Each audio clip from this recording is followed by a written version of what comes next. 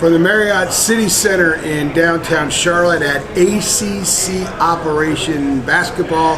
This is Tar Heel Illustrated publisher Andrew Jones along with staff writer Jacob Turner, and we're almost done completing our work here, Jacob, at the annual ACC Media Day for basketball.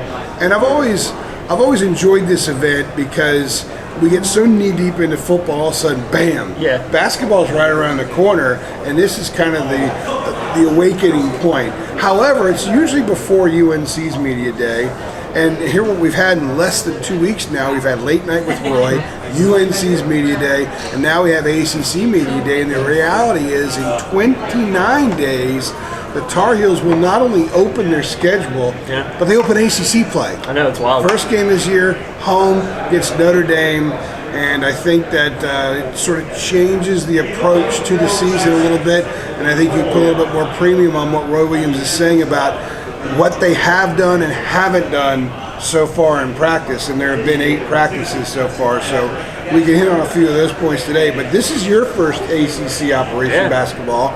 And I'm curious what your takeaway is of the event, and more succinctly, Carolina's participation in the event. I mean, besides the below-average Wi-Fi, it's been a great event. I mean, by the way, that's a constant. Yeah, that's a constant. Wi-Fi here sucks.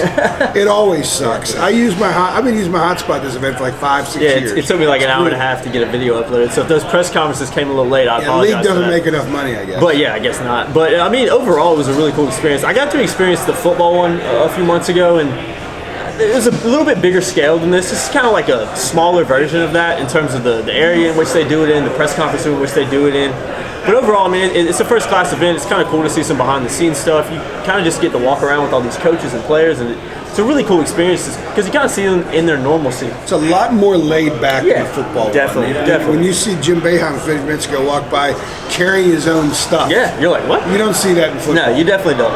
But I think from a UNC perspective, we got to talk to Garrison Brooks and B-Rob, Brandon Robinson, and it was an interesting setup as well, which you'll see in the interview we put up. It was kind of me going back and forth with the camera. One guy's talking at the same time. So having Media Day, a week ago, last week now, there wasn't a ton of new things maybe we got out of today. We got some cool, at least I did, I got some cool tidbits from Garrison Brooks on kind of how he's been helping Sterling Manley along with his injury process and stuff like that.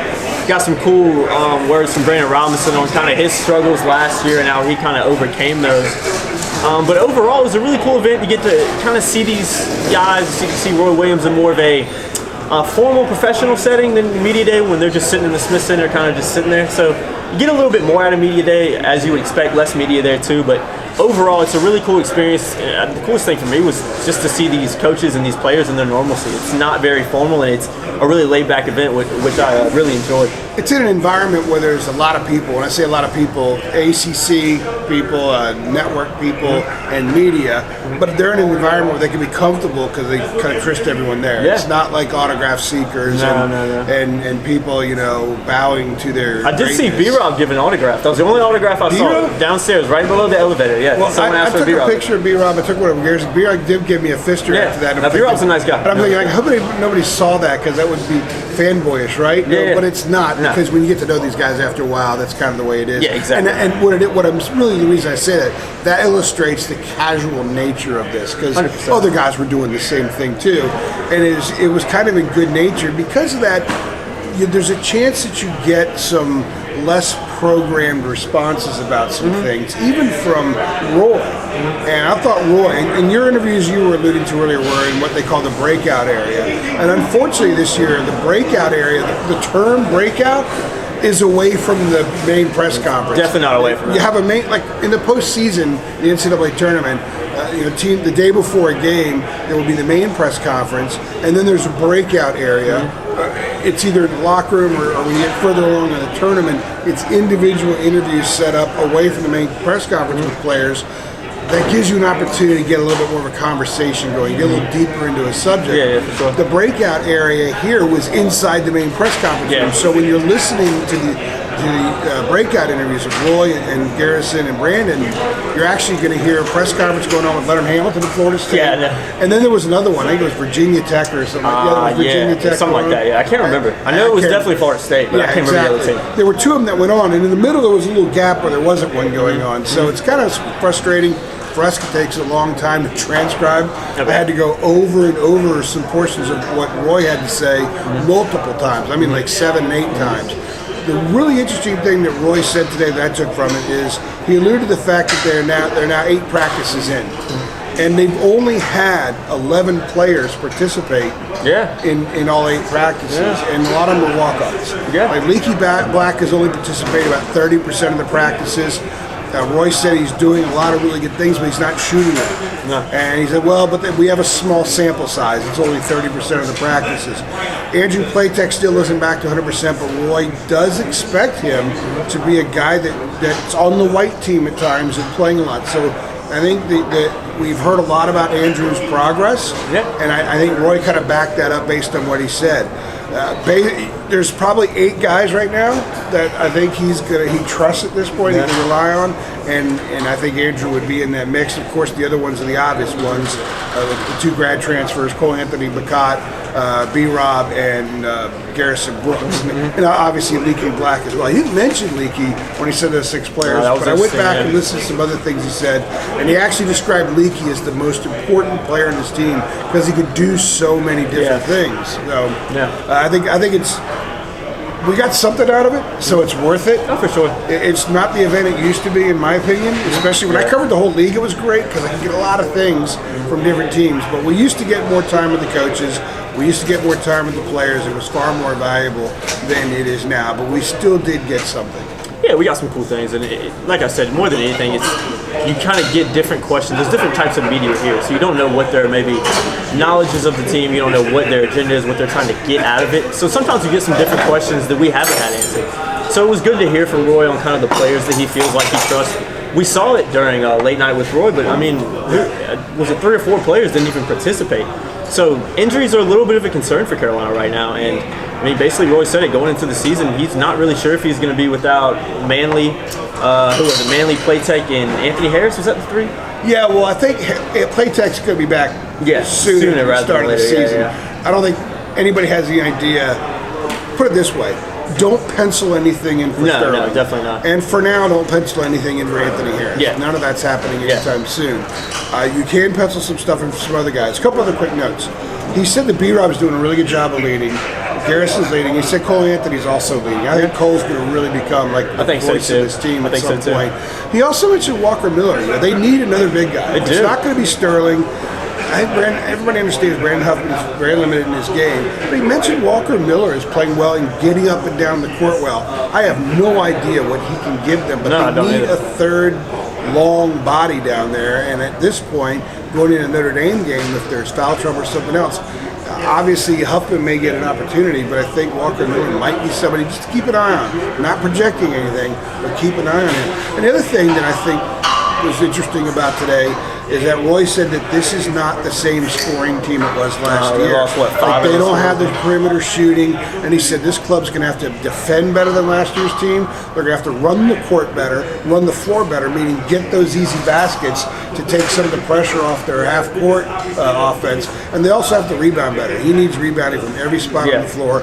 He said for years it's the most important stat in the game, and this club has to own the boards in order to win. I think that that's been a point of emphasis a couple weeks into practice so far. Yeah, and kind of to build off what you said about defense, during the breakout sessions, I was talking to Garrison Brooks, and that's one thing he pointed out, which you can see in the interview, is offensively he feels like this team so far has done a really good job of getting up and down the court fast, and they have some scores on that offense right now. But defensively, he said this team still needs to buy in a little bit more, pretty much. This team still hasn't gotten to the point where he, as a junior leader on this team, feels like they should be. But that's not it's not something that's uncharacteristic of Roy Williams teams. You kind of see Roy Williams teams develop into better defensive teams throughout the season. It's rarely that Carolina goes into their first few games the finished product on defense, especially. So I think this team right now, you look at the injuries, you look at them losing, I think it was their top 5 or 6 scorers from last season. You're losing a lot of guys. And to make that up with what you got 3 freshmen coming in, you got 2 grad transfers coming in. I mean, there's just a lot of question marks. There's a lot of guys that, sure, the grad transfers have played some minutes, but they haven't played at Carolina. And the freshmen, sure, we got some talented guys, Bacot, Anthony Harris, Cole Anthony, but they haven't played here yet. So we don't really know what to expect. There's still a lot of question marks on what this team can be. But I think from today, Roy gave us a few players that he feels like have done a good job. He feels like he trusts right now. Leaky Black being the one that wasn't on there, which was a little bit interesting. He did say some good things about him, and he has said some good things about him in the past. But I think the main theme for me is, obviously, it's what you'd expect. There's a lot of question marks about this team on who their scorers are going to be and what kind of identity they're going to have on defense. But, I mean, they're not going to be answered until the season starts. But going back to the defense thing, typically his teams get better as the season goes on. It's also when they kind of buy in a little bit more, when the games become even more important. I think he would probably acknowledge that. This club has to be really good early because that has to be a way that they win.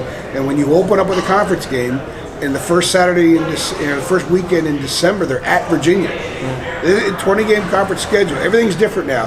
And in between, you've got the trip to the Bahamas. Okay, you've got to go to Gonzaga. You've got to play UCLA in Vegas. You host Ohio State in the ACC Big Ten Challenge. They're going to be a good team.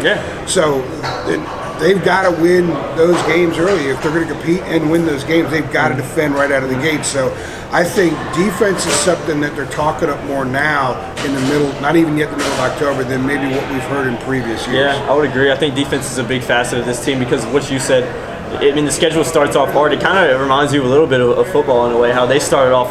How they were going to be judged more off the second half of their season than the first because their first half was a little bit more difficult with some of the games they had. And the great thing in basketball is the second half of the season what people remember you about what you do in that last month. Exactly. Very quickly, the rest of the league, just some observations. Louisville's a confident team, and they're very good. Jordan Norris is going to be Louisville is one team in this league that returns men that have already done a lot. Jordan Norris was my vote for ACC Preseason Player of the Year. I also picked Louisville number one in my preseason ballot.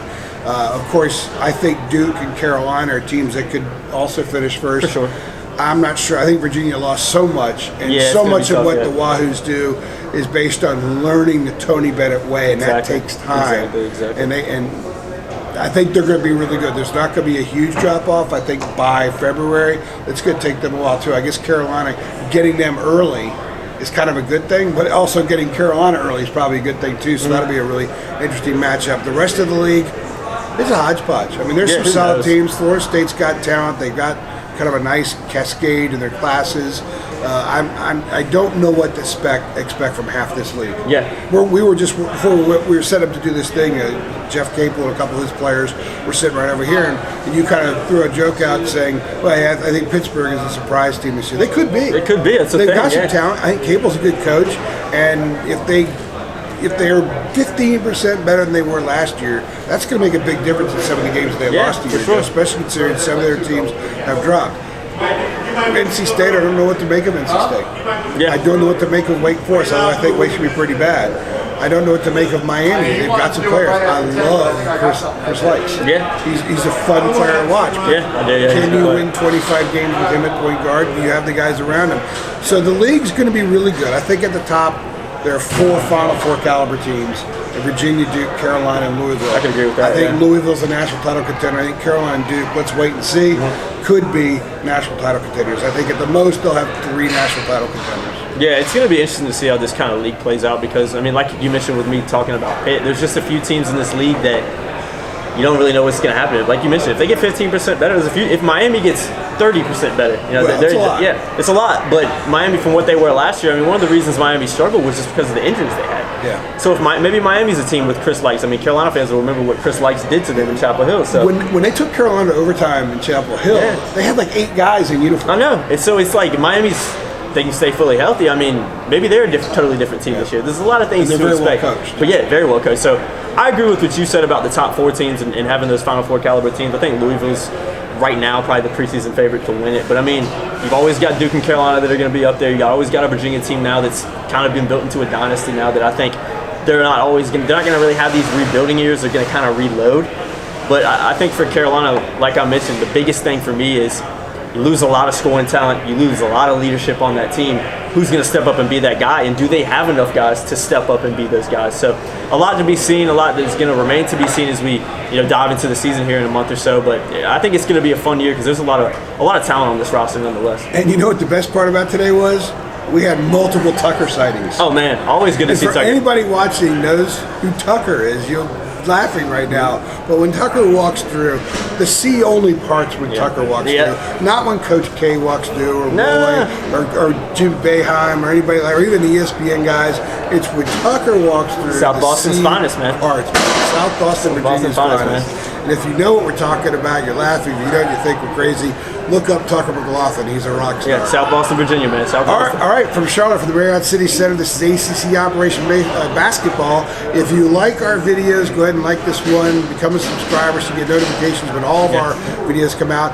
But remember, it's a bye week in football, so nothing else football this week. No football-related stuff. Now, next week, and we're going to have a lot more basketball stuff coming from you here on Tar Heel Illustrated. He's Jacob Turner. I'm Andrew Jones. You're watching us at TarHeelIllustrated.com and YouTube channel Tar Heel Illustrated. Thank you.